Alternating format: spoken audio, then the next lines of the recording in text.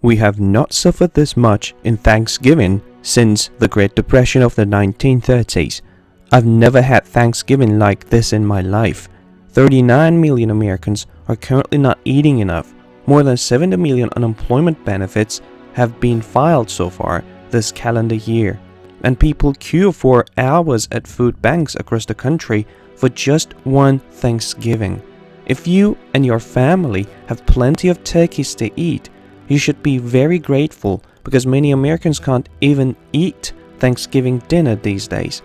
On Tuesday, vehicles were lined up for hours in New Jersey while people were waiting to pick up prepackaged Thanksgiving meals at a local food bank. Video obtained by CNN on Tuesday from the Meadowlands Entertainment Complex in New Jersey showed residents waiting for several hours to obtain prepackaged boxes of meals for the Thanksgiving holiday. If it wasn't for this place, we wouldn't know where we would get our food, one distraught woman told CNN of the food bank in East Rutherford, New Jersey. Of course, we see similar waiting times all over the country. At a food bank in Texas, the demand for Thanksgiving meals was 8 times higher than usual. Food bank officials in Dallas, Texas have also noticed a staggering increase in demand for food assistance. North Texas Food Bank representatives told the Dallas Morning News that they handed out roughly 8,500 meals to local families during a giveaway on Saturday that in years past has seen fewer than 1,000 show up for donations. You can see a stunning photo of the vehicles lined up for that food delivery event right here. There are very nice tools in that picture. Most of these individuals are probably used to living relaxed middle-class lifestyles, but just as I warned in my new book, they suddenly began to need food because this economic decline completely turned their world upside down. Yes, there have always been hungry people in America, but it is difficult to understand what we are witnessing now.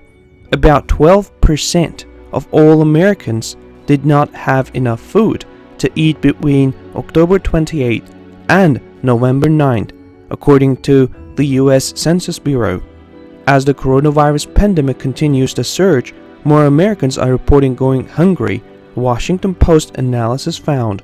In data collected by the Census Bureau between October 28th and November 9th, around 12% of all American adults reported not having enough food to eat, a figure higher than at any other point since the pandemic began earlier this year. The current population of the United States is estimated at 328 million. If you take 12% of 328 million, you get more than 39 million Americans who are currently hungry. And this is just the beginning. The number of Americans applying for unemployment benefits is starting to rise again, thanks to new lockouts launched across the country.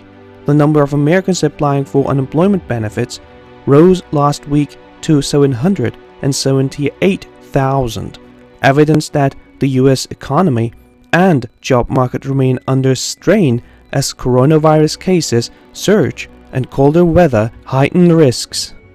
The Labor Department's report Wednesday said jobless claims climbed from 748,000 the week before. Before the virus struck hard in mid-March, weekly claims typically amounted to roughly 225,000. Overall, there were more than 70 million new applications for unemployment benefits in 2020. As I discussed yesterday, we have never seen anything like this before in US history. At this point, even Hollywood is making mass layoffs. More and more job loss announcements keep coming, and I expect this continue through the very dark winter ahead. Other economic figures also tell us that the US economy is definitely heading in the wrong direction. The data firm Womply says that 21% of small businesses were shuttered at the start of this month, reflecting a steady increase from June's 16% rate.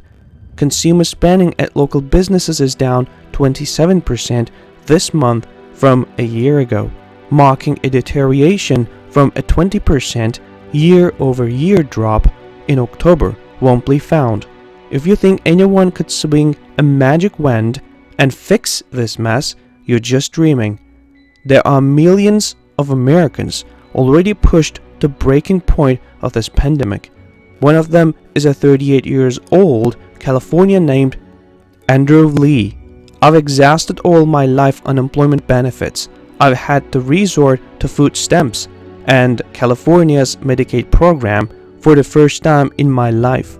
I'm backdated on my rent and my credit has been ruined, said 38 years old Andrew Lee, who lives in suburb of Los Angeles with his wife and 2 children.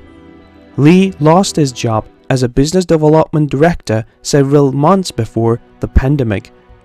But once it hit, it became that much harder to find work, and he didn't initially qualify for any pandemic-related unemployment benefits. His car was seized, and his wife's car was also confiscated.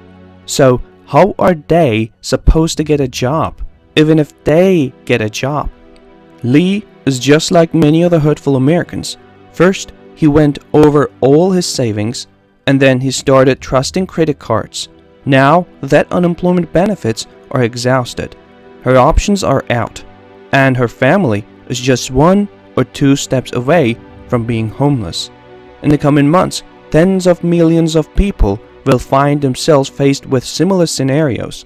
This is what the economic collapse looks like.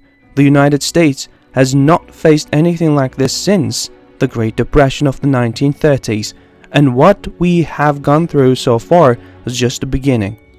I received a lot of criticism in 2019 because the economy was relatively stable, and to many, economic collapse was not even remotely a possibility.